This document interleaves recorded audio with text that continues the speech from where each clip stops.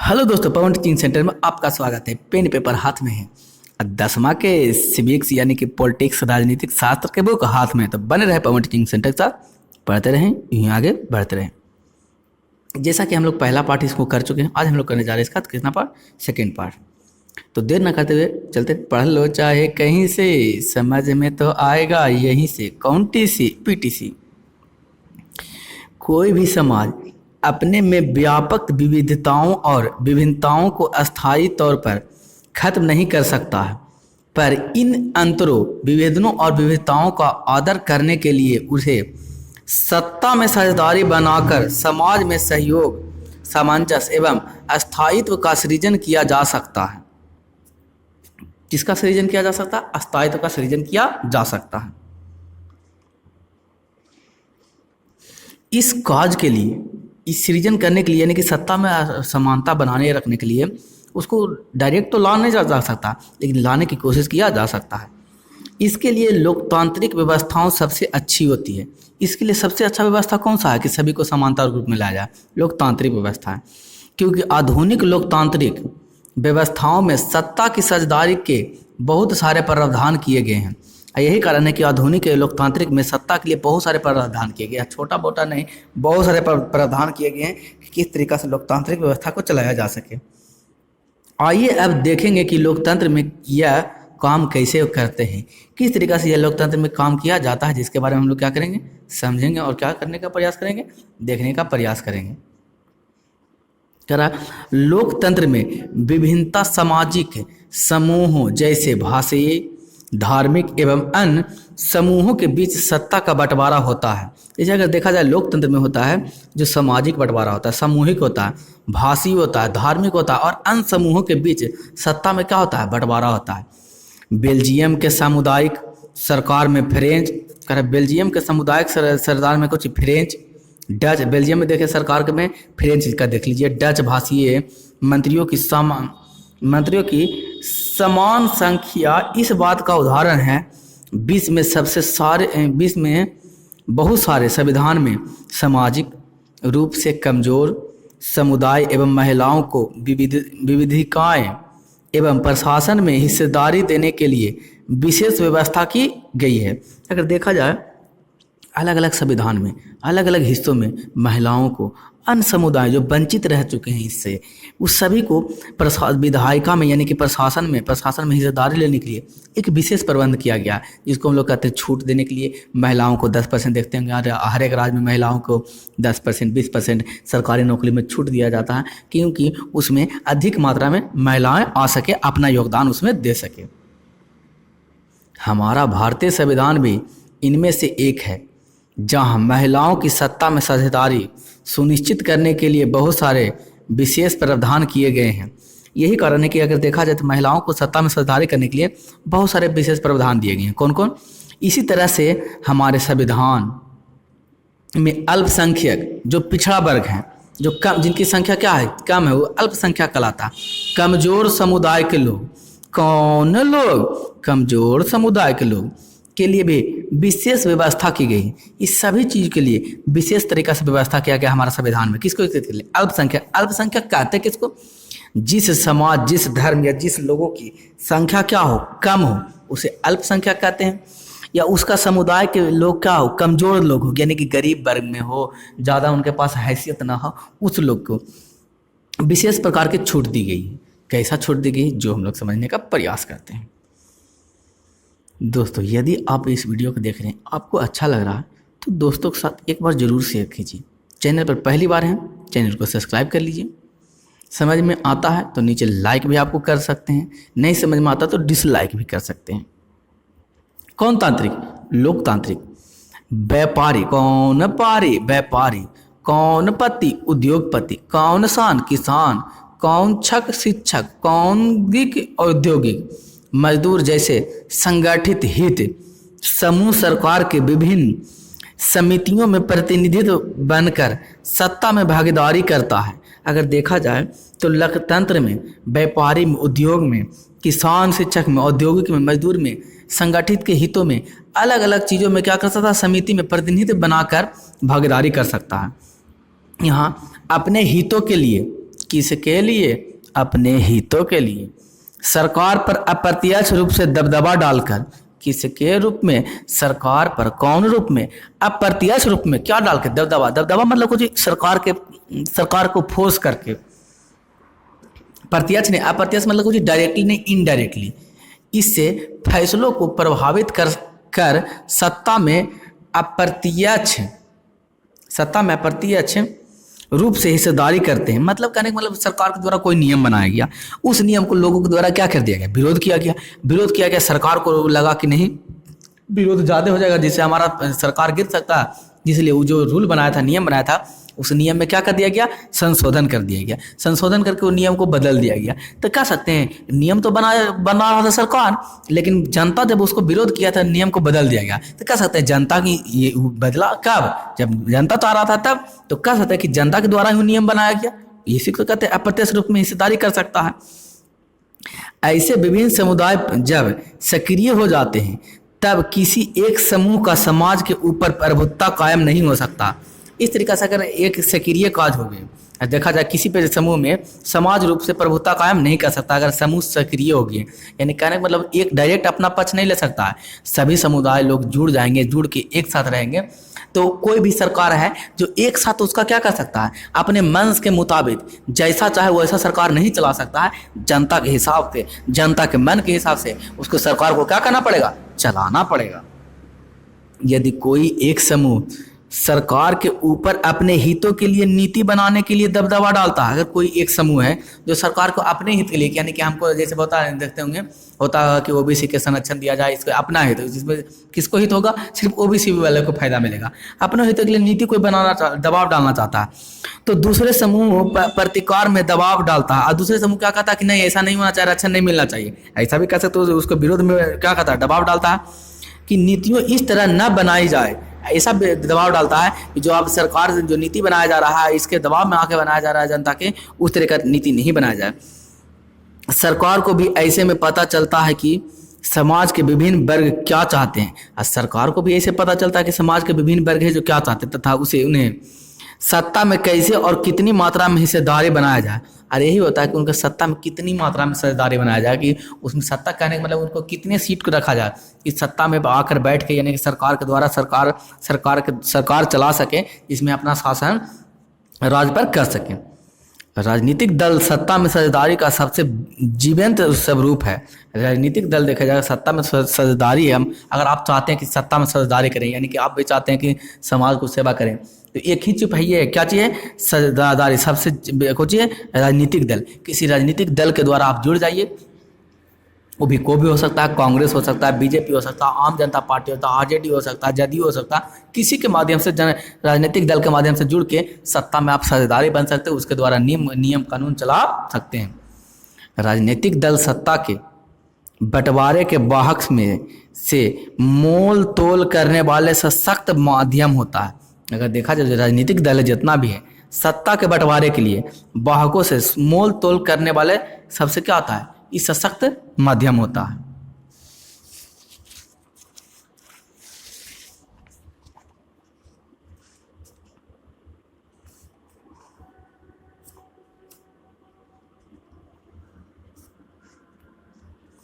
राजनीतिक दलों लोगों के ऐसे संगठित समूह हैं जो चुनाव लड़ने और राजनीतिक सत्ता हासिल करने के उद्देश्य से काम करता है। अगर देखा जाए जो लोग, ऐसे भी लोग हैं जो राजनीतिक दल लोगों को संगठित करना चाहता है,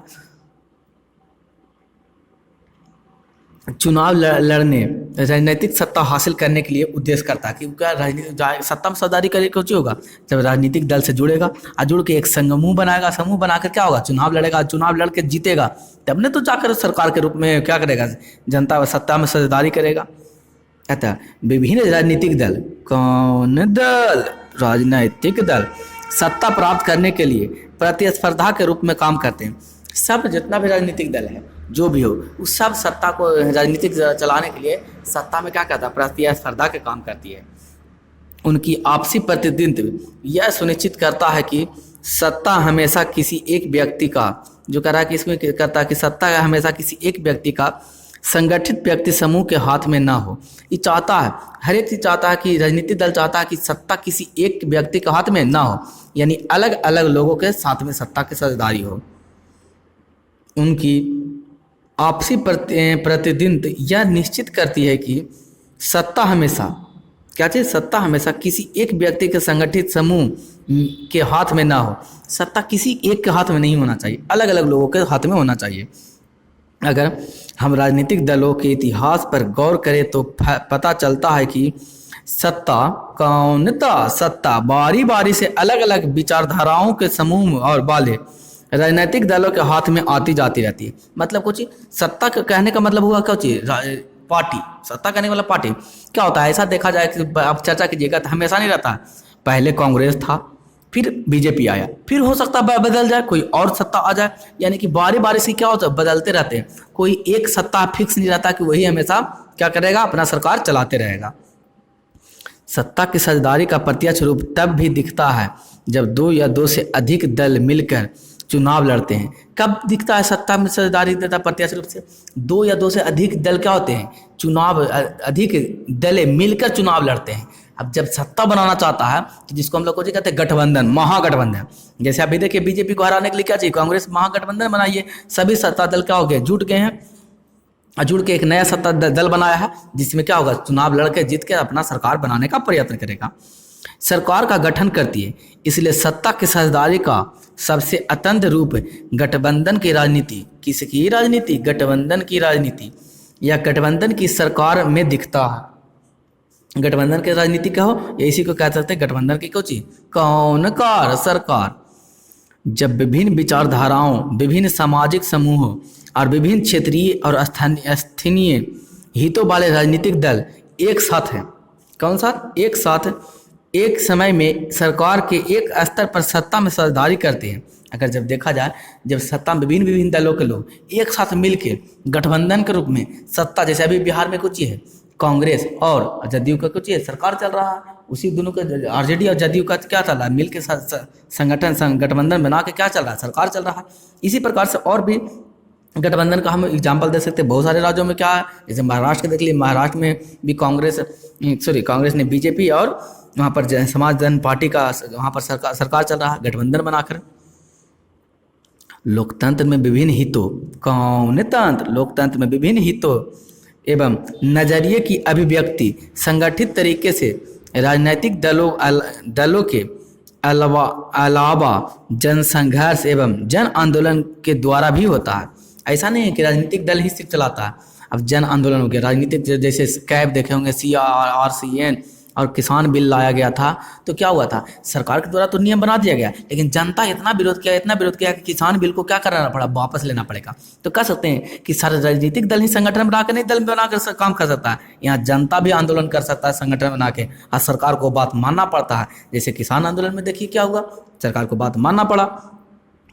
दबाव समूह के समान इस संघर्ष एवं आंदोलन में कई तरह के हित समूह शामिल होते हैं। अगर देखा जाए इसी प्रकार से दबाव में, आंदोलन में एक प्रकार के हित शामिल नहीं रहता, बहुत प्रकार के हित क्या रहते हैं, शामिल रहते हैं। यह भी हो सकता है कि वे कुछ हितों की बजाय कौन बना सावन बना हितों के संघर्ष कर सके। यही हो सकता है कि अपने हितों के बजाय दूसरे सभी के हितों के लिए संघर्ष कर सके, यानी कि लड़ सके। कौनपाल नेपाल, कौनशाही राजशाही, नेपाल में राजशाही अर्थात सत्ता के एकाधिकार, राजशाही का मतलब सत्ता के एकाधिकार, यानी कि एक ही लोग के द्वारा सत्ता चलाया जाता है, उसे एकाधिकार सत्ता कहते हैं, की व्यवस्था के अंत तथा सत्ता जन निर्वाचित प्रतिनिधित्व के हाथ में सौंपने के लिए आंदोलन करा। कि जो सत्ता एक हाथ में चल रहा था, नेपाल में जो राजशाही चल रहा था, उसको बदलने के लिए सभी लोगों ने एक हाथ में मिलाकर एक आंदोलन किया। बोलिविया का जल युद्ध, महिलाओं के लिए आरक्षण की सुविधाओं के लिए संघर्ष हुआ। बोलिविया में क्या हुआ, जल युद्ध हुआ था। इस जल युद्ध में क्या हुआ था, महिलाओं के संरक्षण के लिए सुविधा को संघर्ष यानी कि आंदोलन किया गया था, महिलाओं की सुरक्षा के लिए आंदोलन किया गया था। सूचना के अधिकार का आंदोलन, ये सभी सत्ता में साझेदारी प्रत्यक्ष एवं अप्रत्यक्ष उदाहरण है। करा क्या अधिकार, आरटीआई सूचना के अधिकार हमको क्या किया, हमको आंदोलन करने के बाद इसका अधिकार मिला। तो कह सकते हैं हम सरकार में न रहकर भी संगठित होकर आंदोलन करेंगे तो सरकार को नियम को बनाना पड़ेगा, कानून को मानना पड़ेगा। तो हम कह सकते हैं हम जरूरी नहीं कि सत्ता में साझेदारी होने के लिए हमको सत्ता में रहना ही पड़ेगा, हम संगठित होकर भी सत्ता में साझेदारी बन सकते, बिना जीते बिना रहे भी।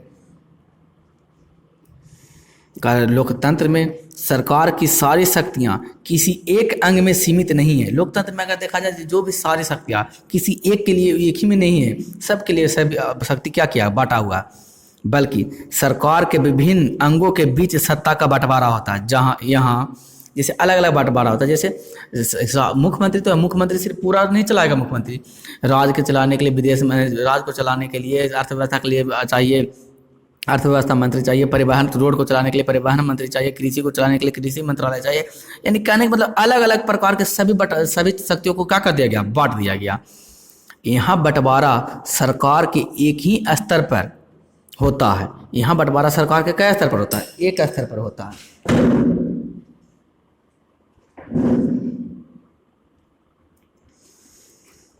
उदाहरण के लिए सरकार के 3 अंग कौची है, विधायिका, कार्यपालिका, न्यायपालिका। न्यायपालिका मतलब कोर्ट, विधायिका मतलब राज का विधायक जो था, कार्यपालिका मतलब क्या हो गया, कार्य करने वाले, वहाँ संविधान में हो गया। ये तीनों के बीच सत्ता का बंटवारा है, तीनों के बीच सत्ता का बंटवारा है। और ये सभी अंग एक ही स्तर पर अपनी अपनी शक्तियों का प्रयोग करके सत्ता में साझेदारी बनते। ये सभी अंग जो है सत्ता में साझेदारी का 3 है, सरकार के चलाने का 3 अंग है, विधायिका, कार्यपालिका और कौन पालिका, न्यायपालिका। सभी को सत्ता में प्राप्त करने के लिए क्या चाहिए, साझेदारी के अलग अलग स्तर पर इसका ताकत मिला गया, सत्ता मिला गया, सौंपा गया। ये अपने उस सत्ता को क्या करते हैं, चलाते हैं, या कह सकते हैं उस शक्ति का यूज करके अपने आप को क्या करते हैं, यूज करते हैं, या कह सकते हैं चलाते हैं, या कह सकते हैं इसका इस्तेमाल करते हैं।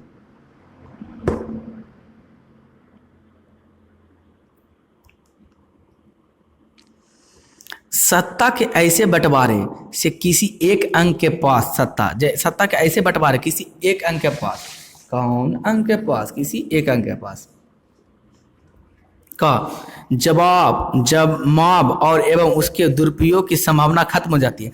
अलग अलग सत्ता का बंटवारा किया गया है जिसके कारण कि यह संभव है कि उसका जवाब नहीं हो सकता, एक ही हाथ में सत्ता है। और दुरुपयोग, इसका दुरुपयोग मतलब कुछ इसका गलत यूज नहीं किया जा सकता जब अलग अलग बांटा हुआ है। तो साथ ही हर एक अंग एक दूसरे पर नियंत्रण रखता, सिर्फ अलग ही नहीं है, इन्हीं सोचना कि अलग वो अपना कर रहा था उसको कोई मतलब नहीं।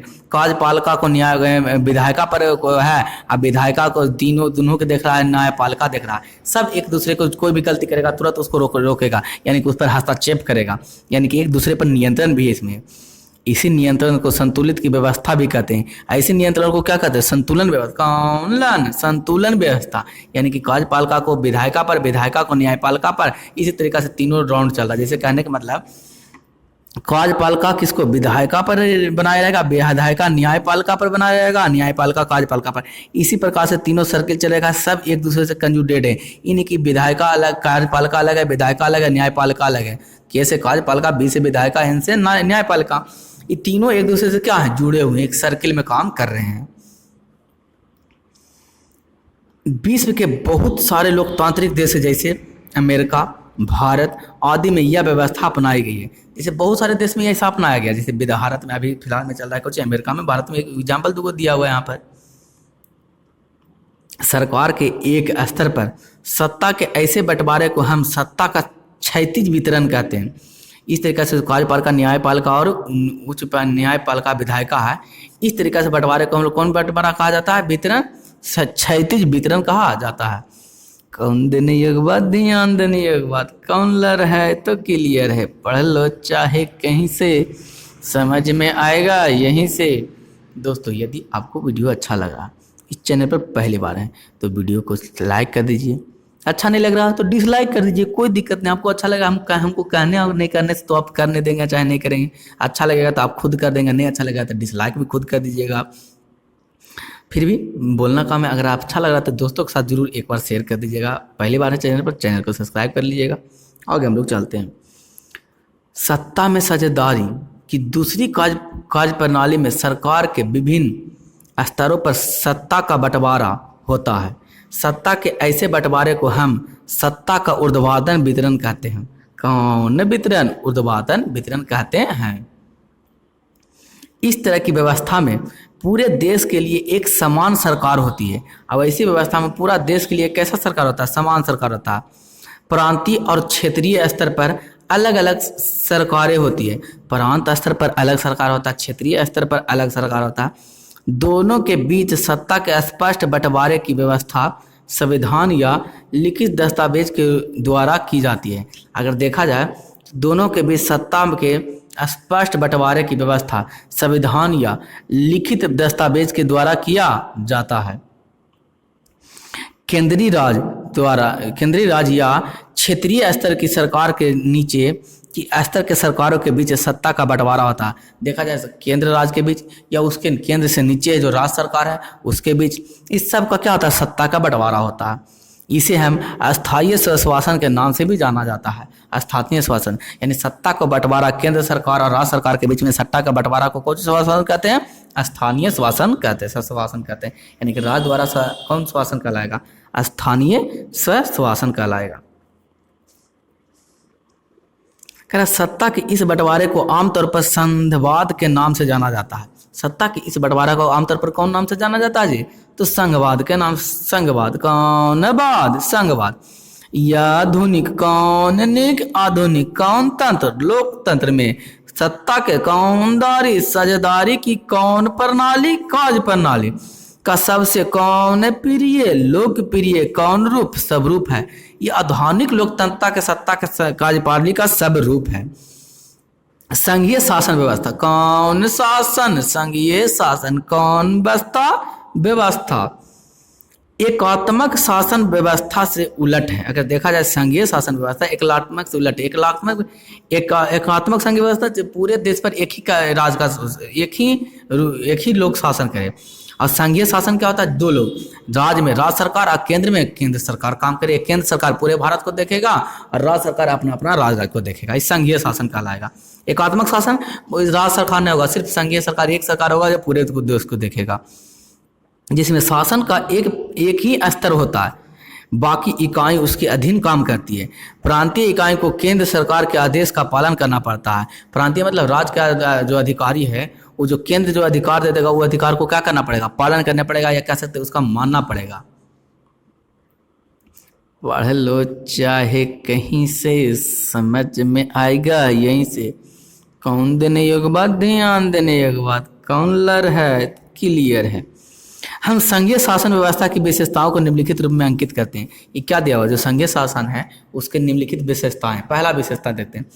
संघीय शासन व्यवस्था सर्वोच्च सत्ता केंद्र सरकार और उनकी विभिन्न आनुषंगिक इकाइयों के बीच बंटता है। जो संघीय सरकार होता है, जो सर्वोच्च सत्ता यानी कि केंद्र सेंट्रल गवर्नमेंट, जैसे अभी केंद्र सरकार में मोदी है उसके द्वारा, यहाँ कुछ राज्य सरकार में कुछ नीतीश कुमार है। ये दोनों राज्य सरकार में केंद्र अभी कौन चला रहा है?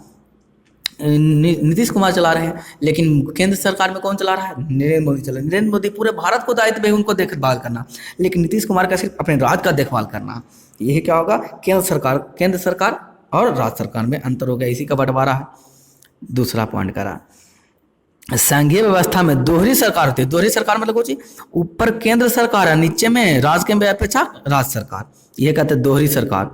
एक केंद्र सरकार की सरकार होती है जिसके अधीन क्षेत्र में राष्ट्रीय महत्व के विषय होता है, एक केंद्र सरकार एक होता है। दूसरी प्रांतीय या क्षेत्रीय सरकार कह सकते हैं, जिसको हम लोग राज्य सरकार कहते हैं, स्टेट गवर्नमेंट कहते हैं, जिसके आधिकारिक क्षेत्र में स्थायित्व महत्व के विषय है। ये छोटा छोटा क्षेत्र में काम करेगा। केंद्र सरकार बड़े बड़े फैसला लेगा, किसके लिए? प्रांतीय क्षेत्र के लिए फैसला लेगा। इसी को कौन सरकार कहते हैं? कौन सी संघीय कहते हैं? संघीय व्यवस्था। कौन व्यवस्था? संघीय व्यवस्था।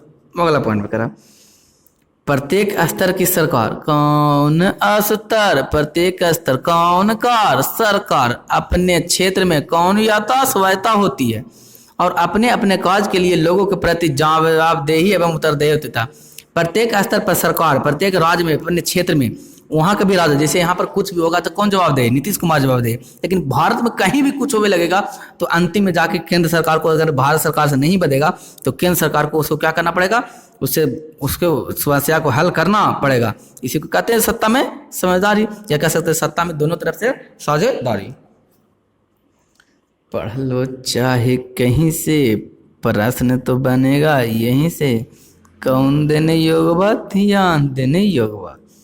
दोस्तों यदि आपको वीडियो अच्छा लग रहा है तो वीडियो को लाइक कर दीजिए, चैनल पर पहली बार है तो चैनल को सब्सक्राइब कर दीजिए, दोस्तों के साथ एक बार क्या कर दीजिए, शेयर कर दीजिए, जिससे हमको और मोटिवेट मिले, इस तरीके से और बहुत सारे वीडियो बनाएं जिससे आपको सुविधा मिल पाए। आज के इस बस इतना ही रहने देते हैं। अंत में मैं आपको यही कहूँगा, छोटे के प्यार दे, बड़े को सम्मान करें, अपना व्यक्तित्व इस तरीके से कायम रखें कि आपके साथ रह रहे स्त्री भी सुरक्षित महसूस कर सके। अंत तक आपका वीडियो देखने के लिए धन्यवाद। बने रहे पवन टीचिंग सेंटर के साथ, पढ़ते रहें, यूँ आगे बढ़ते रहें।